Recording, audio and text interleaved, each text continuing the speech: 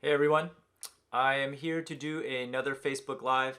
And usually at this point, what I do is I look really stupid waiting for the actual live to start. So I decided to start talking as soon as I hit the live video button. Anyways, today what I'm going to do is I'm going to do another live podcast session, which basically means that I'm going to be recording this as if I was doing a podcast. And this podcast will go out maybe in like a month or two. But if you guys are catching on live, then you can see me do a podcast in real time. All right, so let me just quickly check that everything's going well. The last time I did a Facebook Live, I actually went through this entire presentation and it didn't actually publish. I was actually pretty pissed off about that. But okay, it looks like everything is working. And I'm going to start the podcast recording and we'll go ahead and get started. By the way, at the end, you guys can feel free to ask me any questions. I'll kind of look at the comments as I'm going, but I'll take those at the very end. All right, welcome to the My Wife Quit Her Job podcast. Today, I'm doing another solo episode, and I'm here to discuss the number one reason why you need to be expanding beyond Amazon, beyond eBay, beyond Etsy, and whatever third-party marketplace that you happen to be using. And I'm going to show you 6 simple ways to kind of make recurring revenue off of your existing customers, which is really something that you can't do if you're relying on some of these third-party marketplaces. So let's talk about that for a moment.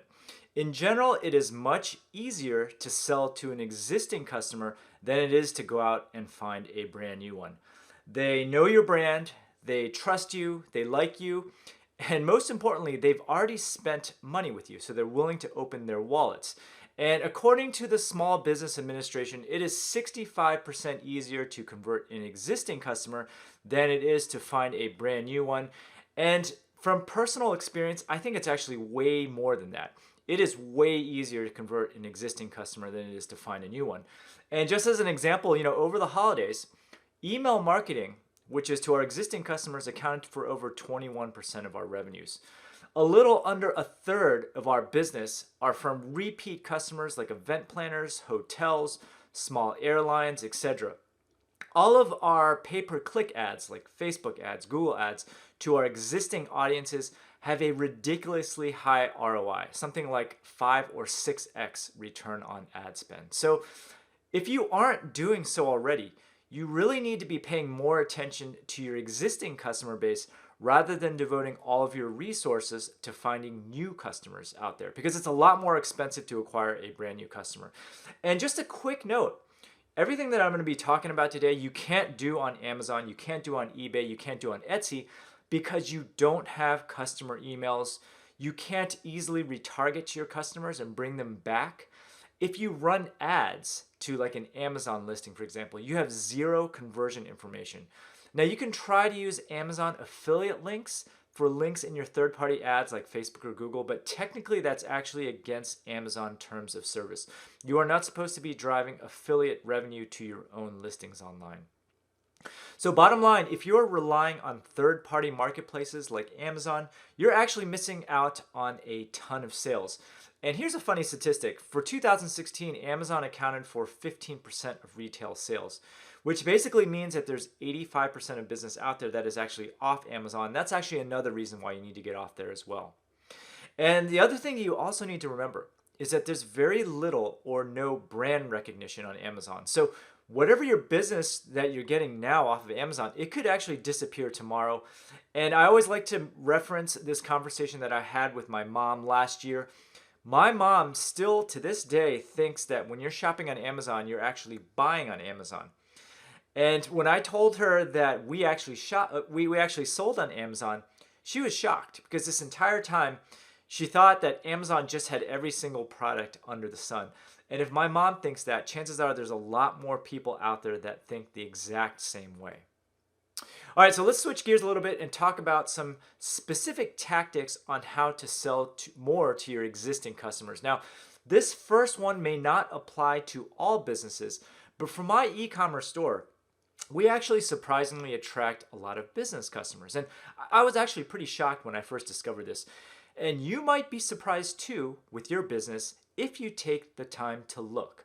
So the first step is to export all of your customers and all of your transactions to a spreadsheet. A lot of shopping carts like Shopify or BigCommerce will allow you to do this right off the bat.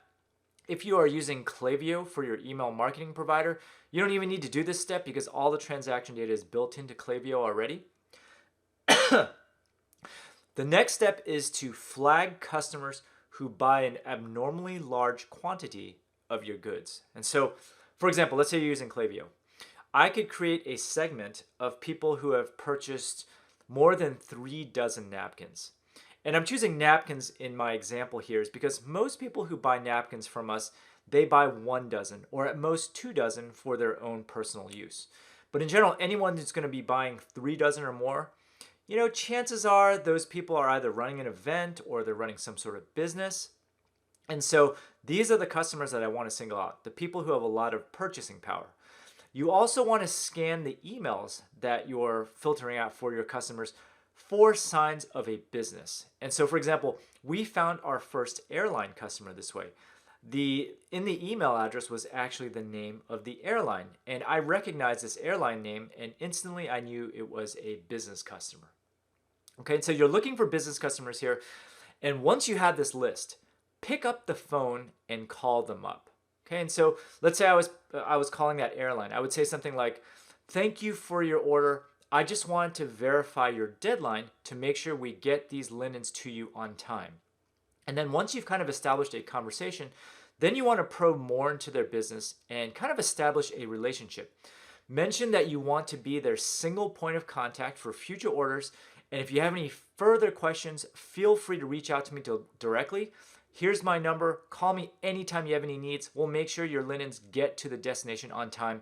And boom, instantly you have large, consistent orders for life, assuming that business has needs for recurring purchases.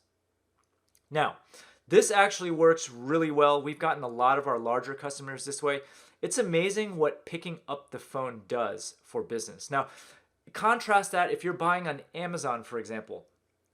Sometimes people like a little bit of hand-holding. So all of the event planners who are our customers, sometimes they have last-minute requests. They need their stuff delivered on time, and they need that single point of contact to make sure that stuff gets there on time. And as you know, for weddings, timing is very crucial. Okay, and so that's why it's important to pick up the phone and actually call these customers online. Okay, so that's how you get more business customers. The next step you need to do is to look on that same spreadsheet and isolate out all of your repeat customers online. Now, these people don't necessarily buy in huge quantities from you, but they buy on a consistent basis. So here's the thing. We've targeted the wedding industry for such a long time that we actually didn't realize that we actually had a repeat customer base. After all, unless someone gets divorced, they aren't coming back to buy more wedding linen. So for years, I thought all of our customers were actually one-offs. But you can't actually know unless you look. Okay, and so once again, take your spreadsheet, isolate all the people who have purchased more than once. And what you want to do is once you have that list, you want to run special promotions and ads to these people because the conversion rate is going to be sky high. Push them to buy more items, email these customers more often because they're already a customer and they buy more than once. It doesn't hurt to email them more often. And treat them like royalty. So we actually have this one customer, believe it or not, who has purchased over 150 times from our store, which is crazy. I've also met a bunch of people that freaking collect handkerchiefs. I had no idea that there were people out there like this. There are also people out there that use handkerchiefs to decorate their house or for various arts and crafts. Okay, and once you have these two lists, the business customers and the repeat customers, you can leverage the power of Facebook to scale your business by creating lookalike audiences. So once again, if you don't have your email addresses and you're relying on Amazon and Etsy for this, you can't do any of these things. Now, just to recap, if you guys aren't familiar with Facebook ads, a lookalike audience is when Facebook goes out and finds people that are within 99% of the people that you've uploaded to Facebook. So for example, I could email my entire customer list of emails to Facebook and they'll find people that are within 99% of the same demographic. Now these are going to be 100% brand new customers that haven't bought and are very highly likely to buy from you. Okay, and leveraging lookalike audience, incidentally, is how a lot of companies scale, and it works really well. So for example, I recently took my repeat customer list and generated an audience of 2 million people on Facebook that are 99% in the same demographic to sell to within 10 minutes time. And right now, I'm actually running a free plus shipping offer to 2 different lookalike audiences, and they are converting quite well because I'm relying on Facebook to find similar customers than the ones that I've already had. Okay? Very powerful, and once again, you can't do this unless you have an email list. Now, once you have your customer base, you can easily cross-sell them additional products as well. So once again, if you go through your spreadsheet and look through your product mix, and you'll probably find products that are very complementary to each other.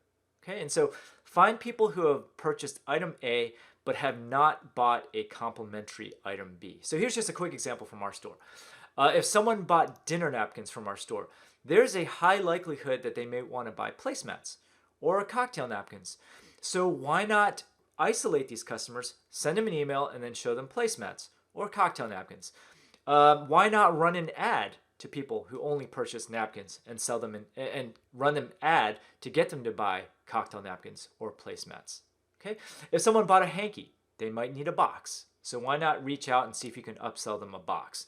The customer at this point, they've already purchased from you, they trust you, they're willing to open their wallets, they've spent money with you, and they will easily buy from you again. The friction is gone at that point. Okay, and so that's another way to leverage your existing customers. Now, you guys are probably listening to this cross-selling and all these techniques, and it might sound a little bit tedious to you, but the way I do it, it's actually fully automated. Now, once again, I use Klaviyo, and they're incidentally a sponsor of this podcast. If you're interested in signing up for free, you can go to mywifequitherjob.com/Klaviyo.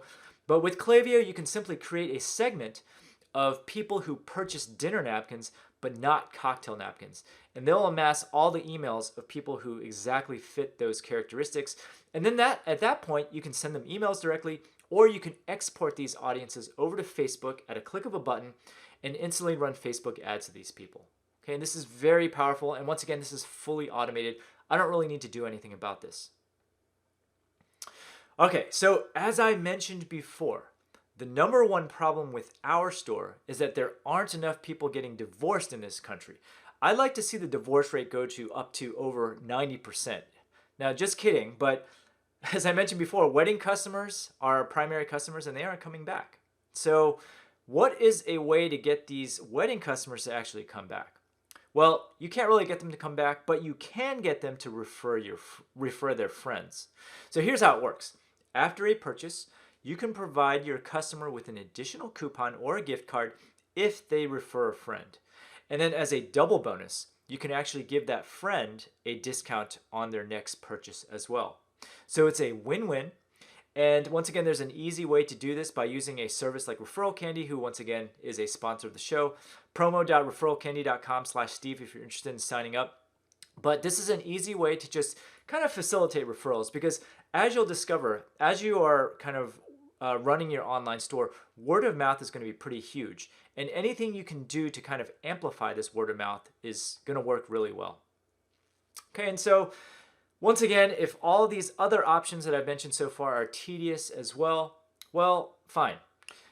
Just take your customer list and blast them an email with a coupon or a promotion. Once again, you can't do this on Amazon or eBay or Etsy. Can't really, because you don't have the list, you can't blast them out an email. But if you're really lazy and you just want to get some instant business, just send them out an email with a coupon code and it works like gangbusters.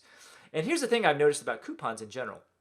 A lot of times people end up spending the same amount as they were planning to spend regardless of the coupon amount, because they feel like they're getting something for nothing already. And sometimes they actually even end up spending more than they were planning on spending.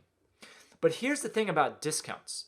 You don't want to send the discount to someone who would have purchased anyway. And you don't want to give a higher discount than it's necessary to actually get someone to buy. So here's what you can do to segment your customers. And incidentally, this is what I do for mine. So if no one has purchased in 2 months, I give them a very small coupon. If they've purchased in the past and they haven't purchased in 2.5 months, I give them a larger coupon. If they haven't bought in 3 months, I give them an even larger coupon, because if they haven't bought from us in 3 months, chances are they aren't coming back anyways, and this is kind of like a last-ditch effort to get them to come back. And if they bought recently, I don't send them anything, although the people who are repeat customers and very loyal customers, I'll often send them special promotions to just make them feel better for being a loyal customer. Okay, and so this is how I kind of run my promotions so that I don't overspend or over discount anything online. Okay, and so here's the thing about your customer list. It is an endless source of repeat business and it allows you to kind of lay a foundation for your revenue. And if you think about it this way, having repeat customers is like running a SaaS business. It's similar to SaaS for software because there's recurring revenue. And once again, if you're only selling on Amazon, Etsy, or eBay, then you can't take advantage of this. You don't have emails, you can't contact your customers. You can't run good external ads like Facebook ads because you won't have the conversion data. You'll have no idea whether a customer is converting or not. You won't have brand equity. Grandmas all over the nation will think that they're shopping on Amazon and not from you. You're not going to have any brand equity. You can't establish a foundation for your business. Now, I'm not saying that you should stop selling on Amazon. Amazon is great for cash flow. But you need to start laying a foundation for your business because your business on Amazon could disappear at any time. People aren't going to be loyal to you. Amazon can ban you at any time. There might be another listing for your exact same product at half the price, and all of a sudden people will buy that listing instead of yours. And so really the only way to future-proof your business is to kind of establish your own brand, your own customer list, and it kind of provides a foundation for your business because those people are going to be buying from you again, and again. All right, so I hope you guys found this valuable. I do also want to mention that I do run an e-commerce conference at sellerssummit.com, and I am selling tickets. And you can always sign up for my free 6-day mini course on e-commerce over at mywifequitterjob.com/free-guide. All right, thanks a lot, guys, and hope you guys enjoyed this.